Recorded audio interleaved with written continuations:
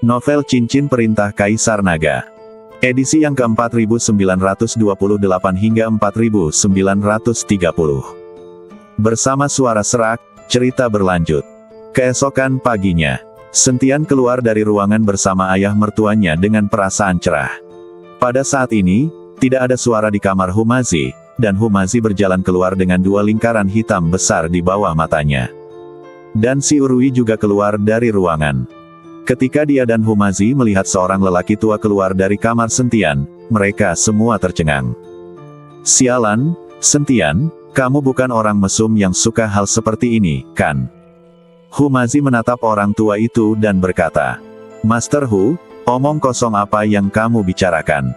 Ini adalah ayah mertuaku, dan dia pernah menjadi seorang pembudidaya di dunia surga dan manusia. Sentian memperkenalkan lelaki tua itu kepada si Urui dan Humazi. Sentian lalu memperkenalkan mereka kepada lelaki tua itu. Ayah mertua, mereka berdua adalah temanku, si Urui, Humazi. Halo semuanya, aku Kaisar Rubah Bayi, kata lelaki tua itu dengan ringan. Setelah saling memperkenalkan dan menyapa, Sentian berkata kepada Bayi. Ayah mertua, bisakah kamu membawa kami ke pasar gelap? Bisa, Bayi mengangguk. Pasar gelap seperti apa? Apakah itu juga menjual wanita? Ketika Humazi mendengar ini, dia langsung tertarik. Master Hu, bukankah dua wanita itu sudah cukup? Apakah kamu tidak takut mati kelelahan jika ada lebih banyak lagi? Sentian terdiam beberapa saat. 4 orang berjalan keluar dari penginapan dan, mereka dipimpin oleh Bayi, menuju pasar gelap.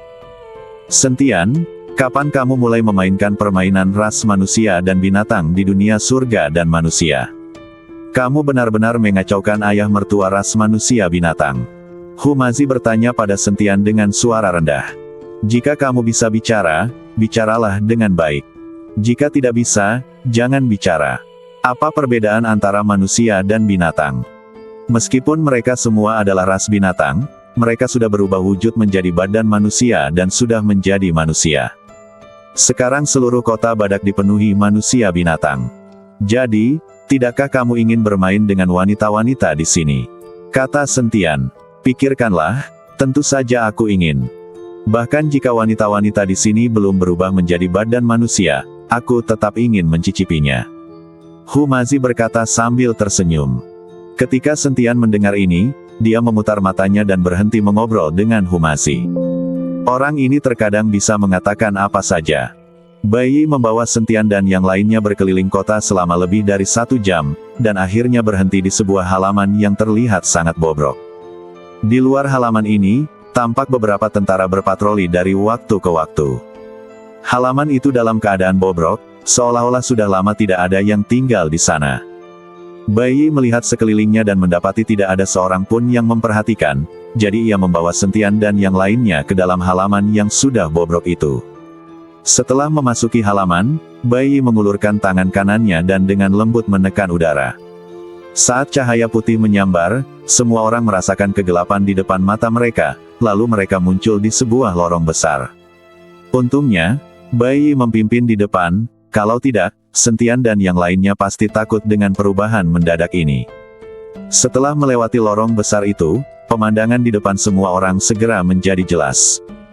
Di area ini terlihat banyak orang berjalan-jalan, ada juga beberapa penjaga yang mengenakan pakaian kulit hitam dan memegang senjata. Sepertinya segalanya dijual di sini, dan tempat ini ramai dengan orang. Tak jauh dari sana, di sebuah panggung tinggi peron, 2 orang tengah bertarung mahtei-mahteihan. Di sekitar ring, sekelompok orang yang matanya sudah merah berteriak keras. Mereka adalah para penjudai yang telah memasang taruhannya.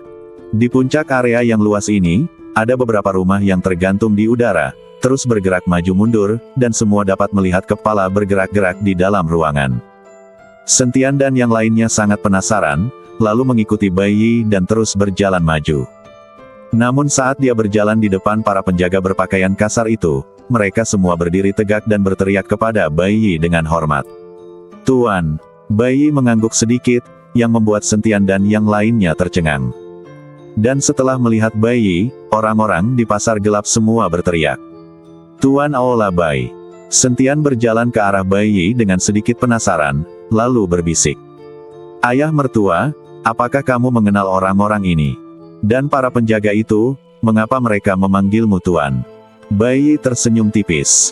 Karena pasar gelap ini bernama Ling Hufang Aula Pasar Gelap Rubah, dan aku adalah pemilik pasar gelap ini, tentu saja mereka memanggilku Tuan Aula. Apa? Wajah Sentian penuh dengan keterkejutan. Dia tidak pernah membayangkan bahwa ayah Bai Qian, ayah mertuanya sendiri, memiliki pasar gelap yang begitu besar di kota Badak. Kalau begitu, bukankah dia bisa mengandalkan kekuatan ayah mertuanya dan melakukan apapun yang dia mau di pasar gelap ini? Hu Mazi dan Si Urui juga bergegas maju dan bertanya kepada Sentian yang terkejut. Sentian, ayah mertuamu memiliki kekuatan yang begitu besar, mengapa kamu tidak memberitahuku? Sentian terdiam beberapa saat. Apa yang bisa dia katakan? Dia juga baru tahu kalau dia punya ayah mertua seperti itu. Dia baru tahu bahwa ayah mertuanya punya pasar gelap yang begitu besar. Mari ikuti aku. Bai Yi mengatakan sesuatu, lalu melompat ringan dan langsung memasuki ruang terapung. Melihat ini, Sentian dan yang lainnya juga mengikuti masuk ke dalam ruangan itu. Setelah memasuki ruangan itu, dia mendapati betapa megahnya, dan melalui jendela ruangan itu, dapat dilihat dengan jelas situasi seluruh pasar gelap. Menantu laki-lakiku, apakah situasiku baik-baik saja? Bai Yi berkata sambil tersenyum tipis. Hebat sekali. Aku tidak pernah menyangka ayah mertuaku begitu hebat. Kamu telah membangun kekuatan yang begitu dahsyat hanya dalam beberapa ratus tahun. Sentian memuji Bai Yi. Namun Bai Yi tersenyum dan berkata, itu hanya menjalankan pasar gelap. Bagaimana bisa sekuat itu? Ada lebih dari 10 pasar gelap dengan skala seperti ini di seluruh kota Badak. BTW, aku hanya bekerja untuk para bangsawan kaya itu. Mereka memiliki beberapa hal yang sulit ditangani di permukaan, jadi mereka menyerahkannya kepada kami untuk ditangani. Dalam hal kekuatan, siapa di seluruh kota Badak yang dapat dibandingkan dengan Tuan Kota? Ketika Sentian mendengar ini, dia sangat tersentuh. Ini terutama karena kota binatang terlalu besar. Ada lebih dari selusin pasar gelap sebesar ini. Ayah mertua, bagaimana dengan keluarga Long di kota Badak? Sepertinya aku telah menyinggung seseorang dari keluarga Long tadi malam. Sentian memikirkan Long Qi dan bertanya. Long Qi yang kamu kalahkan tadi malam, jangan pedulikan dia karena dia sedang pamer. Keluarga Long tidak terlalu kuat. Jika keluarga Long berani mencari masalah denganmu, aku bisa mengatasinya. Kamu bahkan tidak perlu memikirkannya. Jika dia benar-benar kuat, apakah dia akan bertindak curang dalam kompetisi dan memasuki istana Tuan Kota? Keluarga yang benar-benar berkuasa di kota Badak tidak akan bersusah payah. Mereka pasti sudah menyekolahkan anak-anak mereka di istana Tuan Kota sejak lama. Bai Yi berkata sambil tersenyum meremehkan. Sentian memikirkannya dan itu masuk akal. Jika sebuah keluarga benar-benar berkuasa, mengapa mereka repot-repot berbuat curang di arena? Sama seperti anak-anak dari keluarga besar di dunia sekuler, siapa yang akan mengikuti sekelompok orang biasa untuk mengikuti ujian pegawai negeri dan bahkan mencoba menyontek? Cukup satu panggilan telepon dan satu kali makan, tempat akan dipesan, dan jika itu adalah posisi acak, hampir tanpa menyebutkan nama. Jadi dia hanya berpura-pura, maka aku tidak perlu takut. Sebenarnya, Sentian selalu khawatir tentang balas dendam Long Qi. Bagaimanapun, dia adalah tempat yang asing, dan Hu Mazi serta Si Urui keduanya manusia. Jika identitas mereka terbongkar, mereka tidak akan dapat memperoleh pijakan di kota Badak. Aku akan melindungimu mulai sekarang. Selama kamu tidak bertindak terlalu sok pamer dan menyinggung orang penting, tidak akan terjadi apa-apa. Tetapi mereka berdua, teman ras manusiamu, tidak boleh mengungkapkan identitas manusia mereka, jika tidak, tidak ada yang bisa melindungi mereka. Bai Yi berkata pada Sentian. Jangan khawatir, ayah mertua. Aku akan membuat mereka berhati-hati. Aku akan naik ring sekarang dan mencoba mengalahkan mereka beberapa kali terlebih dahulu. Sentian siap bertarung dan tidak dapat menahan diri lebih lama lagi. Meskipun Sentian mungkin bukan lawan mereka jika dia menggunakan kekuatan aslinya, jika dia hanya mengandalkan kekuatan fisik dan ketangguhannya, orang-orang ini hanyalah orang bodoh di matanya. Kenapa kamu masih ingin mencoba? Ini juga adalah tempat milikmu sendiri. Kalau kamu datang dan menghajar semua orang, tidak akan ada yang datang. Bukankah ini akan merusak bisnismu sendiri? Bai Yi memberi Sentian pelajaran. Ah, bukankah ayah mertua membawaku ke sini untuk bertarung, bukan? Sentian bertanya dengan ragu. Ini hanya persaingan biasa, bukan pertarungan dengan keluarga sendiri. Aku ingin membiarkanmu mengenal bisnis keluarga kita terlebih dahulu. Ini adalah properti keluarga, jadi mulai sekarang kamu harus membantuku mengurusnya. Sebelumnya aku sendirian, dan aku sibuk sepanjang hari. Sekarang setelah kamu di sini, aku seharusnya bisa sedikit bersantai. Koin dan sumber daya abadi yang diperoleh setiap hari di pasar gelap seharusnya cukup bagimu untuk berlatih. Aku akan membawamu ke pasar gelap milik orang lain untuk mengacaukan segalanya nanti, jadi jangan membuatku malu. Bai Yi memberi instruksi pada Sentian.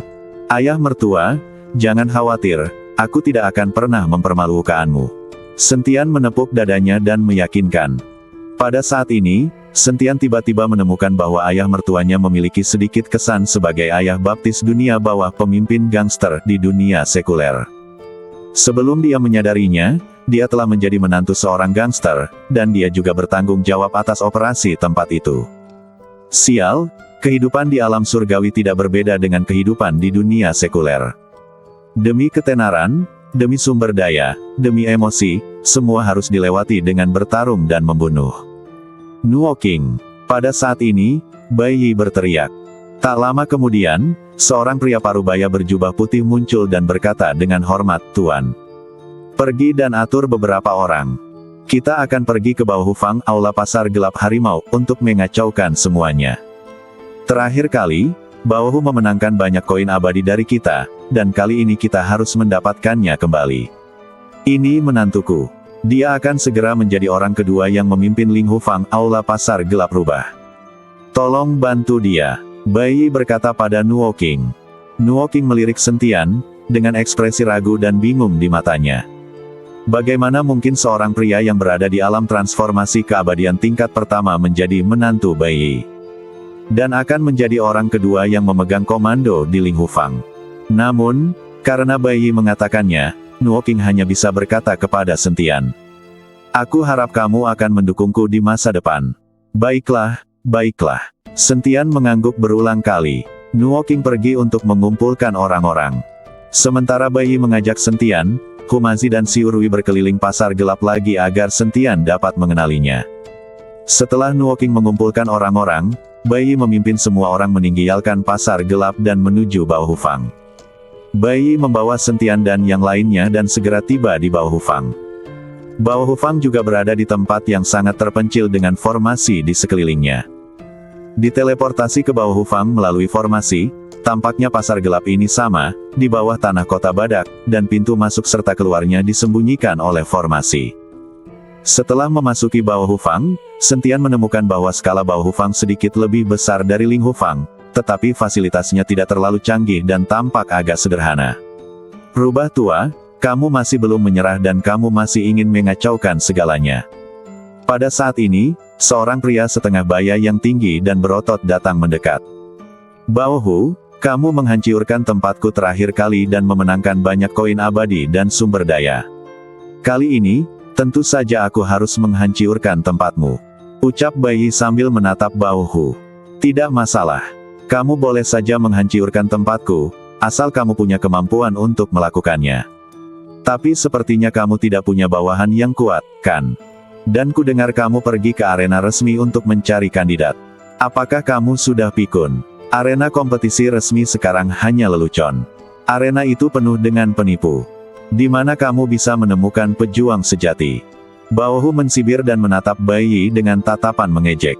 "Bao Hu, jangan terlalu cepat bergembira.